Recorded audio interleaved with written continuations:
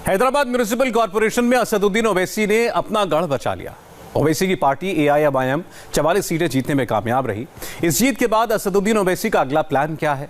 क्या ओवैसी अब पश्चिम बंगाल चुनाव में भी सारी सीटों पर चुनाव लड़ेंगे? उनसे बात की हमारे संवाददाता टी राघवन ने। जीएचएमसी के चुनाव में एआईएमआईएम अपना गढ़ बचाने में कामयाब रही है।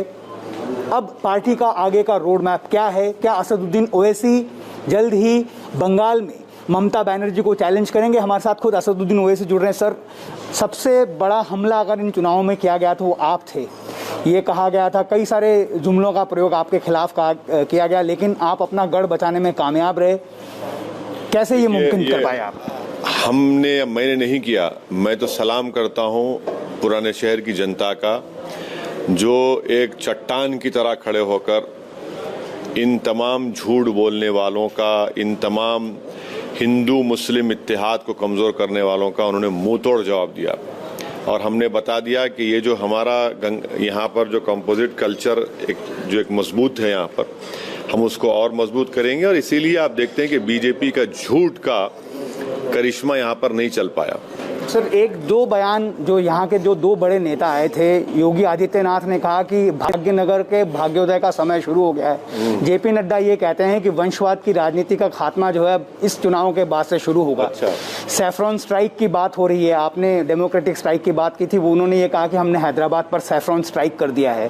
4 से 48 हो गए हैं। इसको आप किस तरह से देखते हैं? क्या असदुद्दीन ओवैसी इससे चिंतित हैं? ना, मैं कोई चिंतित नहीं हूँ।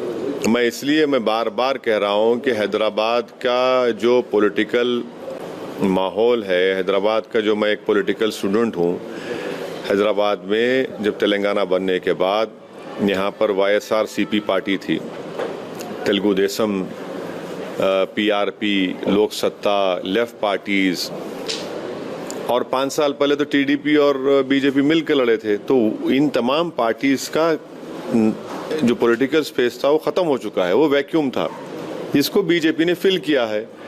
अब इनकी ये कामयाबी के बाद अगर कोई इतना ज्यादा बोलेगा कि भाई ऐसा हो गया, फुला हो गया, आसमान से तारे गिर रहे हैं बीजेपी की झोली में, ये मैं नहीं मानता।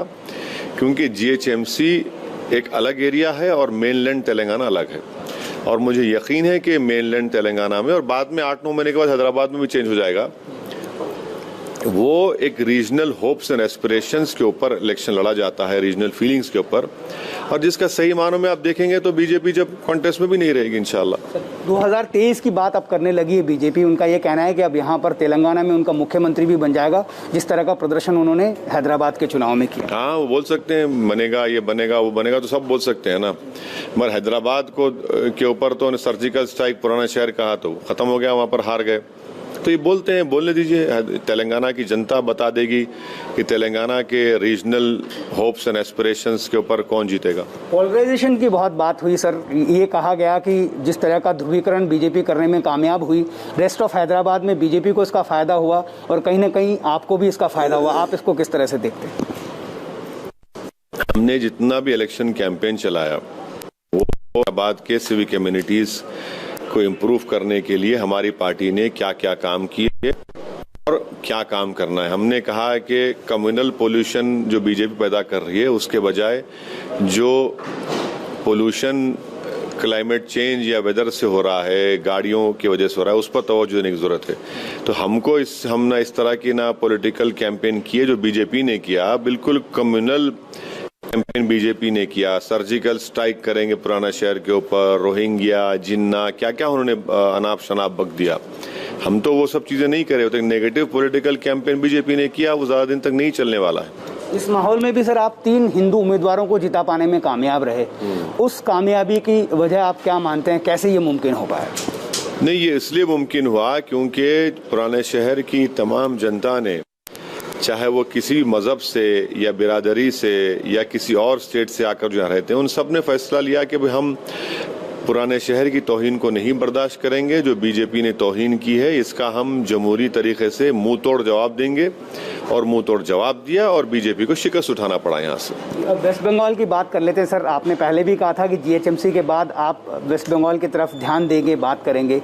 क्या आपने पहले ये कहा है कि कांग्रेस आपकी सबसे बड़ी पॉलिटिकल राइवल पार्टी है, लेकिन टीएमसी से क्या आपकी कोई दुश्मनी है? क्या ममता बनर्जी के साथ गठबंधन का कोई भी स्कोप रहेगा अगर आप वेस्ट बंगाल जाते हैं? पहले हमारी एमआईएम पार्टी का फैसला होगा।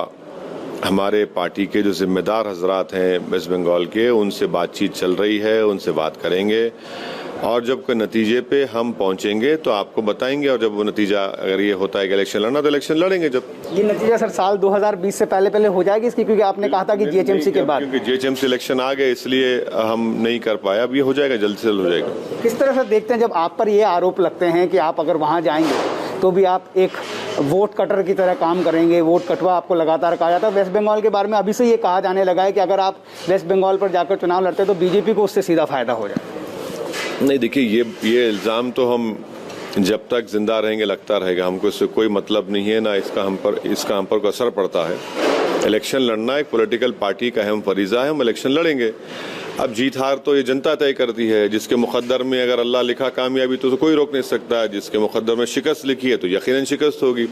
पर हमारा काम इलेक्शन लड़ना है, हम लड़ते रहेंगे। मैं इन इल्ज़ामात से मुझे कोई फ़र्क नहीं पड़ता, बल्कि इनके इस तरह के इल्ज़ामात से मेरे हौसले और अज़म में और इजाफा होता है। बहुत बहुत धन्यवाद असदुद्दीन ओवैसी, जिनका ये कहना था कि अगर कोई भी ये कहता है कि अपनी पॉलिटिकल ग्राउंड पर अपनी तैयारी के साथ वो चुनाव लड़ते हैं और उन्हें वोट कटवा कहा जाए तो उससे उन्हें कोई फर्क नहीं।